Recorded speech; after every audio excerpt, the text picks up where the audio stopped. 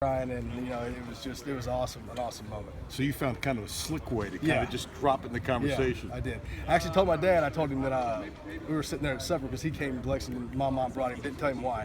We were sitting there eating, and I got him probably even better. I said, I was like, I've always kind of wanted a big sleeve of tattoos, but tattoos cost a lot of money, so I never have got them.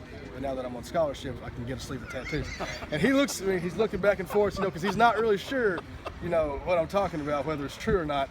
And so then he's looking at Mom. Now Mom kind of nods at him. So then he's like, have you known? And she's like, yeah, I've known. And so I got him really good. You must have a real good relationship with your parents to really want good. to pull that off and to do it. That's yeah.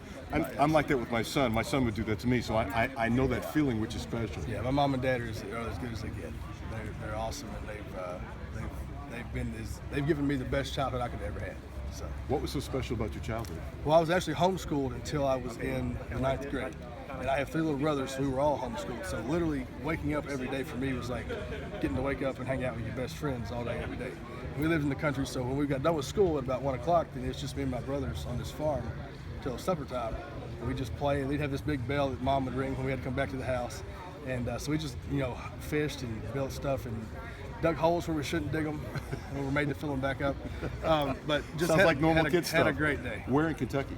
I grew up, most of my childhood was in Cynthiana, Harrison County. Okay. And I lived in Cadiz, Kentucky, Western Kentucky for a little while. Okay. Was actually born in Fort Thomas, and now currently living in Breathitt County, Kentucky. When you came here, was it ever even a thought, an iota, an inkling that you would get the scholarship?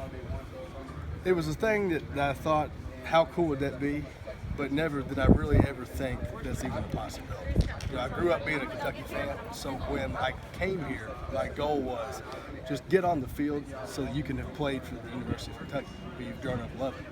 And so as that happened and took place, that was right there was what I thought was the greatest thing that could have happened. So finally, as it came down to the time where I could actually be put on scholarship, it was something I never ever thought of day one when I got here. You got no neck. Is that typical for a fullback? Well, I had one before I got here. I actually was 6'2" before I got here. I'm now only 5'10" and a quarter because of the position I play. And then, as I like to tell everybody else in the fullback tight end room, I have the biggest traps.